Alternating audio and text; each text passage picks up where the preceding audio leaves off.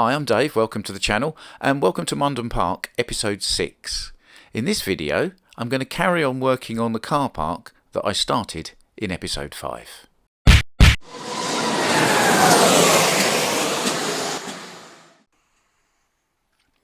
So the first thing I want to do is add a wall along that front edge of the car park there. So let's get the cars off it, lift the piece of board out and get it outside. And here we are outside. And here's a strip of pine that I've cut to length. And obviously I've got my favourite glue stick. And some printed out bits of concrete texture, because we're going to make this a concrete wall. And there we are. It's now a concrete wall. You don't need to see me sticking bits of paper on a bit of wood. I've done that before. What I did do was leave the bottom uncovered so that I can just run a bit of super glue along it, fix it along the edge, and there we are, fairly straightforward. There's a bit of concrete wall along the edge of the car park.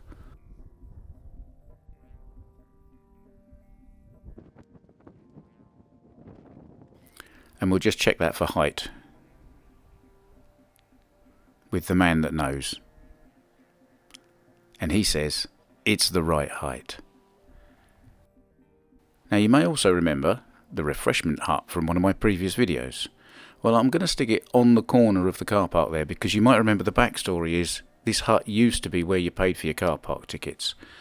And I'm going to put in a little bit of a false floor, that's probably not the right word, a false bit of car park using a piece of plastic card, so that I can just build up the hut and the little bit of scenery that's going to go on it, and then place it on the track and take it off again if I want to dismantle everything.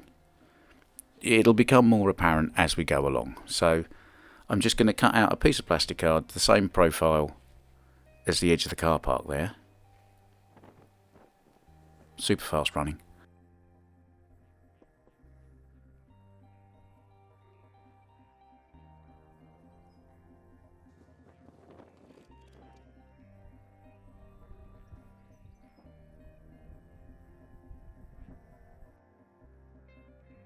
And there it is, cut to size. So you can see the idea is that this will just be a little flat piece that laces a veneer on top of the car park that we can then put scenery on.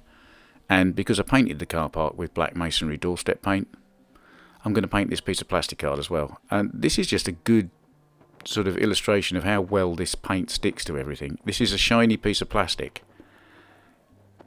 and a rough coat and then a couple of top coats on it.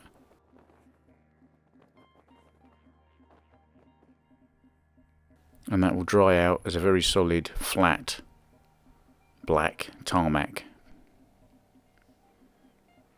So here's the car park back.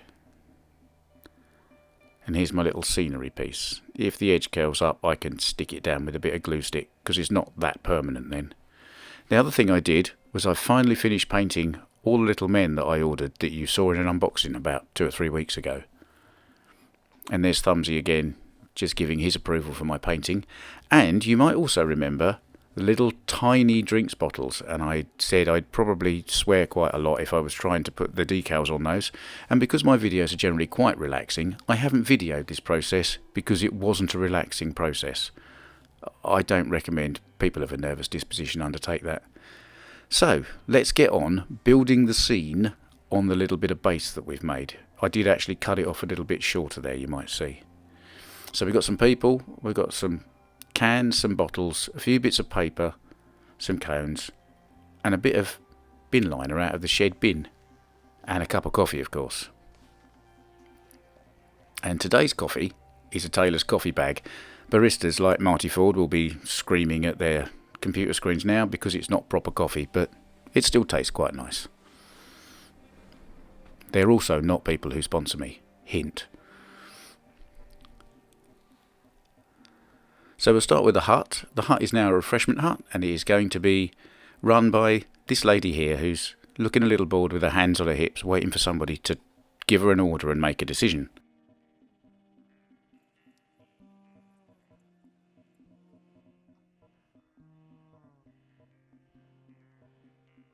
So there she is in the hut.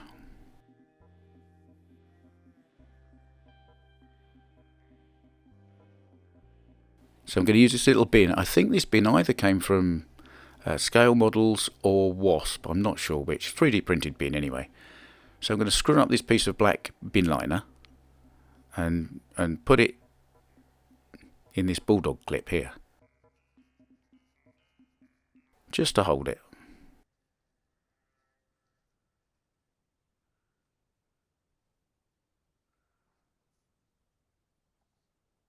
And then I'll get the acrylic paints and the brush out, and I'm just going to use a bit of red straight out the tube on the brush, chuck that over that piece of black plastic, and a bit of yellow in a few places, and a bit of blue in a few places. And now I'm going to move this to one side and allow it to dry, except as you'll see later, I didn't allow it to dry and I ended up with blue paint all over my fingers. So while that is attempting to dry and failing quite miserably, we'll move on to some other things.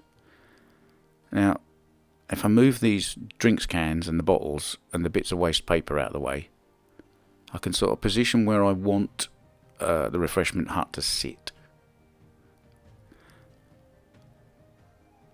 Now, you know what they're like in these car parky places. The refreshment huts get a bit territorial with their space outside, and they tend to put out some cones. So I've put a couple of cones there.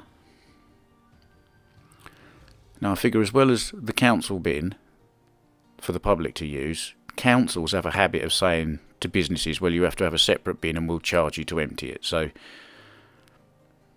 for a point of realism, bitter as that may be, I shall put in the bin that the council charged the kiosk to empty, even though they probably won't empty the other bin that's right next to it anyway.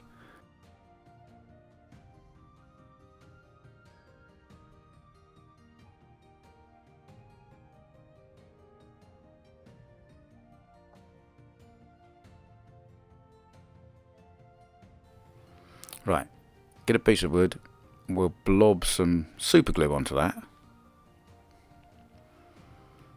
And then it's delicate tweezers time. So I'm going to pick up one of these drinks bottles,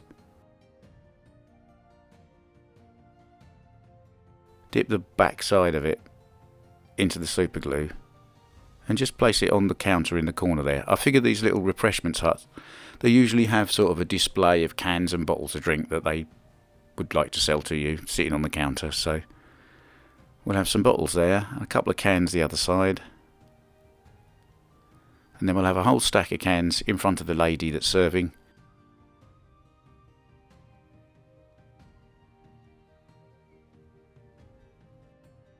And a few on the counter as well. So there we are. She's serving cans of drink and bottles of water. She may be serving other things in the future, but I haven't got any of those things to put in just yet.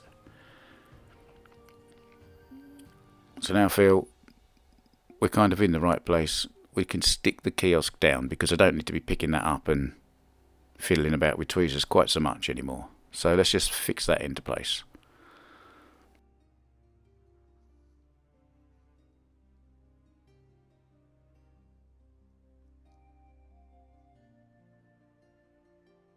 I think it's time for a bit more coffee. That was well done, Dave. So back to this piece of plastic with the paint on it that I said to you isn't going to dry properly. Ready?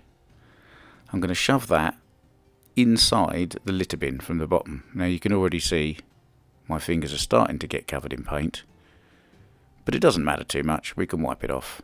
It's only water-based paint anyway. Now just push the bin liner up inside the bin with the blodges of paint on it, and now we have a full bin with some rubbish in it that the council haven't emptied yet.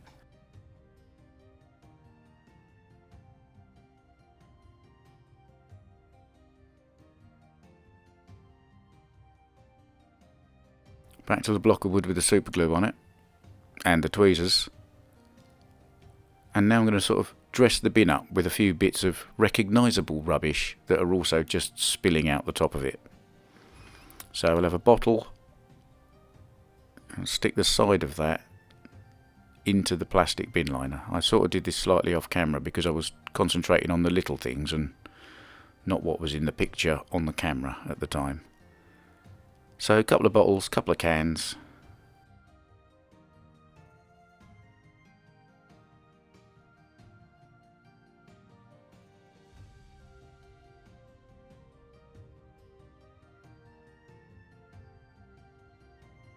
and some bits of waste paper. Now, I don't just screw up bits of paper for this. What I tend to use is bits of masking tape, because you can screw them up and they all stick to each other, so they stay screwed up.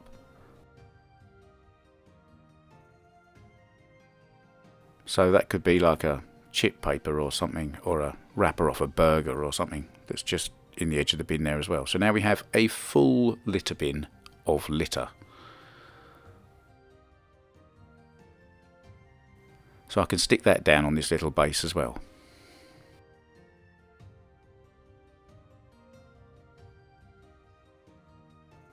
Bit more glue. And a bit more dressing. So because the bin's full, I'm sure a bottle has fallen out on the ground just in front of it.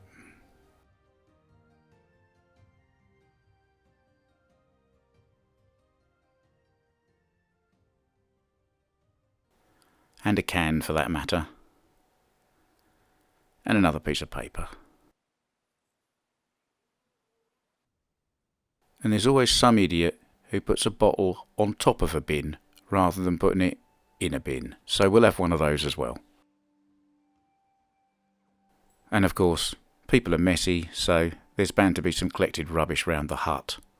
Because, people, put your rubbish in the bin. And don't stand the drink can on the end of the cone when you could have put it in the bin.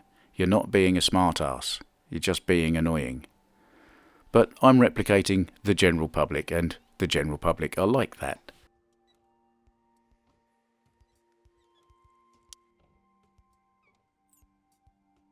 More coffee.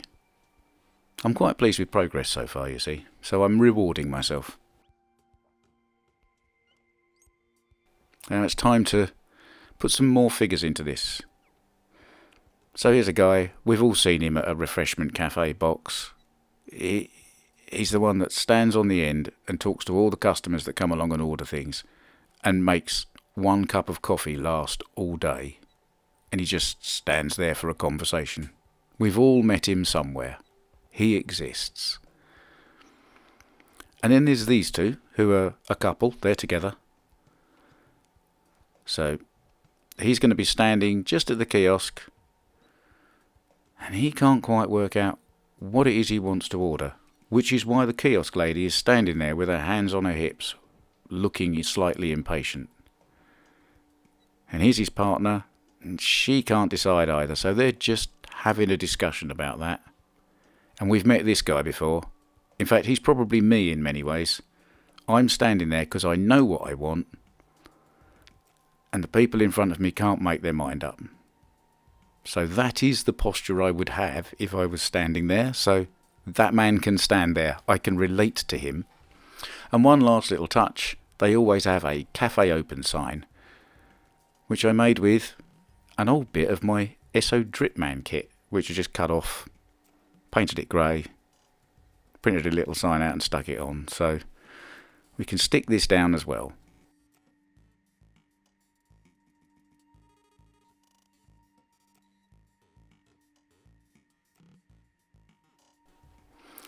And there we are. There's the man waiting for these two to make their mind up what they want.